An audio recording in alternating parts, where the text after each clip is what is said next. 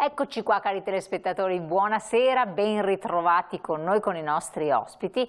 Siamo con lo SPCGIL e non soltanto e parliamo di un tema molto importante, emergenza abitativa, lo abbiamo già affrontato, ma è veramente un problema quello dell'abitazione, non soltanto per i più giovani, abbiamo dedicato un capitolo a questo, che cercano un alloggio non solo per le famiglie che avrebbero bisogno di trovare casa a prezzi dignitosi e decenti, ma anche per le persone anziane. Come si fa a pagare un affitto quando la pensione è quel che è e quando i prezzi aumentano sempre di più, vertiginosamente? Per parlare di questo, per parlare anche di guardare un po' più avanti, di pensare a forme di condivisione degli alloggi, di coabitazione, qualcosa che dia un sostegno anche a chi si sente solo, insomma una modalità diversa, bisogna sempre pensarci per tempo. Abbiamo i nostri esperti. E allora Ugo Giollo, ben ritrovato, che è segretario dello SPCGIL del Veneto. Ben ritrovato anche Emilio Viafora, che è presidente del SUNIA Veneto, sindacato degli inquilini del Veneto, e siamo collegati con Pietro Bean, consigliere del Comune di Padova, delega alle politiche giovanili. Ben arrivato anche al consigliere che è collegato con noi, a cui daremo anche la parola. Grazie. Allora, prima di incominciare, però, io vorrei un po' inquadrare la situazione. Voi ci tenete tanto, in modo particolare, a parlare di questa emergenza abitativa. Che cosa sta succedendo? Continua a succedere? Beh, ci sono due grandi aspetti per questa cosa. Una è un aspetto più generale, e cioè nel nostro paese sempre di più vi è una situazione di difficoltà per quanto riguarda l'abitazione. L'abitazione è uno dei diritti che dovrebbero avere tutte le persone, però in realtà sia per quanto riguarda i giovani, sia per quanto riguarda gli studenti, sia per quanto riguarda le coppie, diciamo, che si trovano magari in difficoltà dal punto di vista lavorativo, questo sta diventando un problema assolutamente importante. E purtroppo quello che diciamo noi è che le politiche per la casa oramai a livello nazionale ma anche a livello più locale sono ferme da 20 anni a questa parte. Per carità ci sono bonus ristrutturazione, ci sono varie cose, ma una politica generale in particolare che affronti il tema della residenzialità pubblica non c'è, e vediamo che i problemi stanno sempre di più aumentando. Dentro tutto questo abbiamo un ulteriore problema che riguarda più da vicino noi sindacato pensionati, e cioè, come abbiamo detto in tantissime altre occasioni, siamo un paese che sta per fortuna avendo una longevità più ampia rispetto agli anni scorsi, anche in buona salute in tanti casi, però emerge un problema, e cioè spesso e volentieri il problema della solitudine. Noi abbiamo sempre di più uomini e soprattutto donne che a una certa età rimangono anche sole e sono magari in quella condizione o ancora di autosufficienza o di semi-autosufficienza, e quindi sono in una condizione in cui possono tranquillamente vivere senza dover per forza ricorrere a un centro di servizi per anziani dove oramai vanno sostanzialmente solo le persone non autosufficienti. Sono nelle condizioni, però non ci sono le strutture che possano ospitarli, giusto? Esattamente. Allora, da questo punto di vista stiamo cominciando in questi anni ad affrontare un tema che tecnicamente viene chiamato co-housing, per farci capire il fatto di abitare assieme, di avere delle strutture generalmente pubbliche in cui possono esserci degli appartamenti, diciamo così, mini appartamenti che il singolo o la coppia ha, e magari in tanti appartamenti con dei servizi e anche delle aree condivise. Possono essere l'area cucina, può essere l'area per quanto riguarda lo stare assieme, il giocare, il guardare la televisione e quindi avere anche quella socialità che normalmente in tanti casi invece non si ritrovano proprio per le persone anziane. Io le chiedo, facciamo questa domanda perché voi avete un po' il polso della situazione, avendo interpellato anche molti anziani, tra l'altro sono iscritti al sindacato per cui appunto sono ancora più sensibilizzati. Io parlavo proprio di questo. Chiedo anche a lei, segretario, perché mi faccio portavoce un po' di chi ci ascolta, con diverse persone anziane che però, se sono in quella situazione 80 e più anni, non ne vogliono proprio sentir parlare di questa cosa qua, di lasciare la propria casa, di lasciare le proprie abitudini, di dividere, no, con quello non lo conosco, non voglio stare insieme, detto sostanzialmente, o anche lo conosce perché è lo zio, il fratello, no, non vado d'accordo, cioè c'è una forma mentis che si in qualche modo cristallizza su certe posizioni ed è difficilissimo. I figli tentano di approcciare a queste tematiche perché risolverebbero anche i figli stessi dei problemi di non poco conto, ma non c'è diciamo così risposta. Quindi chiedo a lei il suo parere, al segretario Viafora, e poi interpelleremo anche il consigliere comunale che ci sta seguendo, anzi possiamo vederlo, finalmente riusciamo a inquadrarlo, ben arrivato. Bean. Buonasera a tutti e a tutte, grazie per l'invito. Che cosa dice a questo proposito? Perché prima il presupposto è che ci sia la disponibilità. Naturalmente non stiamo parlando di un qualcosa di obbligato, stiamo parlando di un qualcosa di assolutamente volontario. Sì, ma questo è il presupposto. Ci mancherebbe anche altro, non esiste questo tema. No, in realtà però vi sono situazioni in cui le stesse persone chiedono di avere questa soluzione. Poi c'è anche il caso inverso, poi magari ce ne parlerà il dottor Bean, il cosiddetto co-housing intergenerazionale, perché tra le tante persone che chiedono di trovare una abitazione, specialmente nelle città universitarie, ci sono studenti o giovani, ma in particolare studenti che a Padova, piuttosto che a Venezia, piuttosto che a Verona, frequentano l'università e sappiamo quanto è difficile per loro trovare la possibilità di avere a prezzi calmierati una stanza per poter seguire regolarmente i corsi. E quindi da questo punto di vista esiste anche il caso inverso, cioè degli anziani che magari mettono a disposizione una stanza nella propria casa per poter in qualche maniera ospitare un giovane, uno studente che in qualche maniera, tra virgolette, fa anche, la dico così, da sentinella rispetto a qualsiasi cosa possa succedere a quegli anziani. Quindi ci sono varie opzioni possibili. Sì, e anche perché, insomma, questo è il caso estremo, ma credo che uno dei problemi che stanno affrontando le amministrazioni è anche quello delle persone, poche per fortuna, che muoiono e non se ne accorge nessuno, che hanno dei gravi problemi e non se ne accorge nessuno, perché non c'è un rapporto di vicinato, perché non ci sono. Allora, questo va anche incontro evidentemente ad una situazione anche di questo tipo.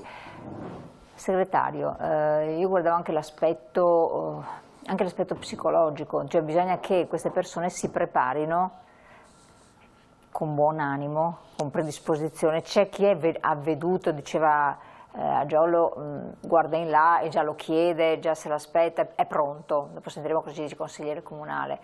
Secondo lei c'è ancora da fare un passaggio di generazione per arrivare a questo? Ma io penso che c'è bisogno di percorsi culturali e noi, quella attuale, diciamo, la generazione un po' prima della mia, ma insomma pure io divento un vecchio, no?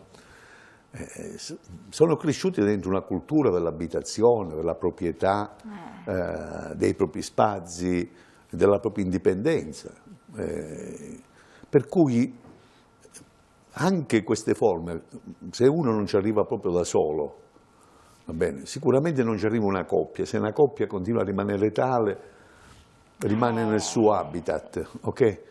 Anche se ha difficoltà a mantenere quella casa, con una serie di problematicità e via discorrendo, perché c'è l'abitudine, perché c'è il quartiere, perché ci sono una serie di relazioni. Il problema riguarda le persone sole, quelle che rimangono sole, che pure quelle hanno bisogno di essere accompagnate in un percorso, che sarà inevitabile per molti aspetti. Per quale motivo? Noi abbiamo, accanto all'invecchiamento della popolazione, abbiamo un'altra grande questione, che è quella dell'invecchiamento della popolazione, e dunque sarà sempre maggiore il numero di persone che non potranno, stante l'attuale sistema pensionistico in cui le persone non pigliano pensioni ricche, pigliano pensioni, saranno sempre più povere le pensioni nel futuro, se rimane questo tipo di legislazione e queste coperture dal punto di vista, diciamo, dell'impegno dello Stato sulle politiche previdenziali, e saranno costrette. Allora bisogna mettere in campo politiche, servizi sociali che siano anche formativi rispetto ai vantaggi che può venire dal condividere spazi comuni, eccetera. Io credo poco invece a quello che viene detto, la coabitazione, diciamo, per fare rapporti intergenerazionali. Ma ci credo poco non perché non sarebbe bello, perché sono diverse le aspettative. Io penso che i ragazzi vanno abituati anche a vivere da soli, dovremmo cominciare a fare politiche, va bene, che rendono le persone indipendenti. Poi possono anche scegliere, oppure una persona anziana deve poter vivere con la sua pensione, non con l'integrazione che gli può dare uno studente e via discorrendo. Ma perché vi immaginate che cosa può essere il fatto di dividere una stanza con una persona che magari ha 1000 problemi? Insomma, i ragazzi hanno bisogno della loro libertà, hanno bisogno di spazi, di sentire musica, di poter invitare persone. Insomma, dove si riesce è tanto di guadagnato, ma è molto complicato. Certo, ecco, lei ha posto un'obiezione interessante che anche mette in discussione quanto si è detto finora. Chiedo a lei, consigliere, come la vede allora questa situazione? È fattibile? Può essere una soluzione? Non ho sentito, scusi. Quanto ha esposto adesso il segretario è una criticità dell'idea della coabitazione intergenerazionale, no? Potrebbe ovviare in piccola parte l'emergenza abitativa, però giustamente dice va a menomare certe esigenze e aspettative dei più giovani, oppure a mettere in crisi l'esigenza di tranquillità delle persone più anziane. Come la vede? No, non vedo una critica, invece ringrazio il segretario e lo saluto. Ci siamo visti in passato quando facevo la rete degli studenti medi, lui forse non si ricorda di me un sacco di tempo fa, però adesso faccio il consigliere comunale e mi occupo, buonasera, e mi occupo per l'appunto di politiche intergenerazionali, prevalentemente di politiche giovanili. No, in realtà quello che ha detto non è una critica sistemica alla nostra proposta, perché la nostra proposta nasce per rispondere sì all'emergenza abitativa, ma non in tutto. Sappiamo benissimo che per fronteggiare l'emergenza abitativa servirebbe ben altro, servirebbe la possibilità dei comuni di controllare dove possono esserci gli Airbnb e quindi le locazioni turistiche a breve termine che fanno impazzire i canoni e tolgono, diciamo, camere d'affitto per famiglie e studenti. Servirebbero più case popolari, più studentati, tutte cose che però un comune ora come ora non può decidere. Quindi in questa situazione di penuria di strumenti di welfare, di politiche abitative, noi abbiamo cercato di costruire dei progetti alternativi che costruissero almeno solidarietà intergenerazionale e costruissero coesione sociale. Attraverso la condivisione di uno spazio abitativo, attraverso il co-housing tra anziani e studenti, noi mettiamo sostanzialmente in contatto quelli che sono anziani, attenzione, autosufficienti. È un progetto di convivenza e non è un progetto di assistenza sociale e di studenti e studentesse che hanno bisogno per l'appunto di un appartamento e che non lo riescono a trovare. In questa maniera, attraverso il bisogno, quello dell'anziano, di combattere magari l'isolamento, la necessità di avere un rinnovamento nella propria vita che può essere fatta in quel momento di solitudine, e il bisogno dello studente di trovare una casa, noi costruiamo un legame e una coesione sociale. Quindi da dei problemi cerchiamo delle soluzioni alternative che sappiamo benissimo che non sono la panacea di tutti i mali. Ripeto, per combattere l'emergenza abitativa ci vuole ben altro. Troviamo però importante e anche soddisfacente che in un contesto così difficile riusciamo a mettere assieme generazioni diverse, a generare questa coesione sociale e offrire anche delle soluzioni interessanti. Poi, ovviamente, è fatto su base volontaria. Lo studente che non si sente in grado di svolgere una convivenza di questo tipo, ma che cerca altro, non partecipa, come neanche l'anziano che si sente sicuro di fare questo tipo di esperienza. Fatto sta che, essendo su base volontaria, stiamo già raggiungendo circa le 30 coabitazioni l'anno. I feedback, le risposte che abbiamo da queste esperienze, cioè tra anziani che ospitano e studenti e studentesse che sono ospitati, sono molto positive, cioè entrambe le parti che hanno partecipato giudicano l'esperienza bella, rigenerativa, importante, e funziona talmente bene che abbiamo addirittura, e concludo, poi immagino non ci sarà altro da dire, ma per ora concludo, abbiamo addirittura oltrepassato quelle che sono le barriere culturali, nel senso che di questa trentina di coabitazioni attualmente attive al terzo anno di co-housing, ben 12 sono con studenti e studentesse internazionali che provengono dai paesi più disparati. Che Quindi età neanche la hanno gli lingua è un ostacolo alla convivenza, anzi la diversità culturale diventa un arricchimento per avere un'esperienza bella e che rende la nostra città più inclusiva, più accogliente e più salda dal punto di vista sociale. Che età hanno le persone anziane che si rendono disponibili in genere? Le persone anziane hanno dai 65 anni in su e la più anziana di tutte, se non sbaglio, è una signora di 92 o 93 anni. Non vorrei dire, sì, se no, sono tutti in quella fascia là comunque. Capito? Tra circa i 65 e i 75, poi abbiamo una signora anche molto anziana che ha deciso di partecipare, però specifico che sono tutti anziani ed anziane autosufficienti, perché deve essere un progetto di convivenza, di coabitazione e non di assistenza sociale, cioè crediamo che lo studente possa partecipare se vuole un'esperienza di coabitazione interessante e alternativa. Non crediamo che lo studente, per avere una casa, debba diventare un assistente sociale di un anziano che ha bisogno. Questo va contro i miei valori personalmente e contro i valori anche del Comune di Padova. Cioè, il diritto allo studio può essere soddisfatto in maniera alternativa, diversa, con coabitazione, ma non può essere fatto, diciamo, mercanteggiato, chiedendo allo studente di assolvere dei compiti invece che dovrebbe assolvere il servizio sanitario pubblico. Ecco. Chiaro. Lei parlava prima, e le avevo chiesto, ma probabilmente è difficile anche interrompere quando c'è questo collegamento, di un progetto che è stato fatto dal Comune, di qualcosa che c'è dietro. Aggiorno i nostri telespettatori che magari ci seguono anche da altre parti o del Comune stesso di Padova, però non sono a conoscenza di questo tipo di accordo, di progettualità. Poi do la parola al segretario del Sunia.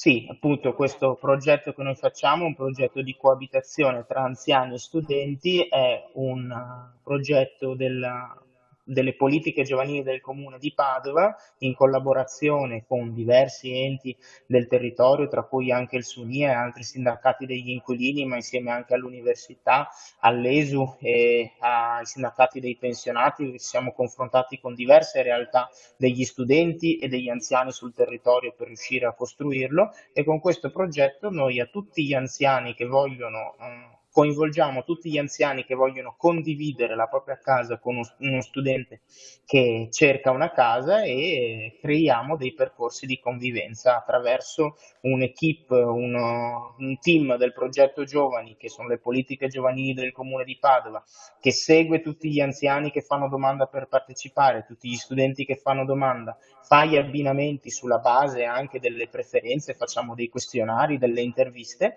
e poi segue queste coabitazioni convenzioni, questi abbinamenti, li segue anche nella fase burocratica contrattuale, perché la convivenza è comunque regolata da un atto di responsabilità firmato da entrambe le parti, ma anche da un contratto di locazione, tutto perfettamente a norma di legge, e quindi abbiamo un ufficio che segue questo progetto fin dall'individuazione di chi vuole partecipare, degli anziani che ospitano, degli studenti che sono ospitati, e lo segue nella fase contrattuale e burocratica, ma poi anche nella convivenza. Se dovessero esserci dei dissidi o delle difficoltà, delle incomprensioni, abbiamo un team che può, per l'appunto, un gruppo, un'equipe delle politiche giovanili che può seguire queste convivenze. Fino adesso dobbiamo dire che dissapori tra gli anziani ospitanti e gli studenti ospitati non ce ne sono stati, e sono state tutte delle convivenze particolarmente belle e positive, che hanno restituito tantissimo valore aggiunto dal punto di vista sociale. Benissimo, allora le interrompo un attimo, dopo darò la parola appunto al segretario del Sunia che appunto ci commenta questa cosa qua, però prima abbiamo la pubblicità, quindi interrompiamo pochi secondi, cari telespettatori, restate con noi.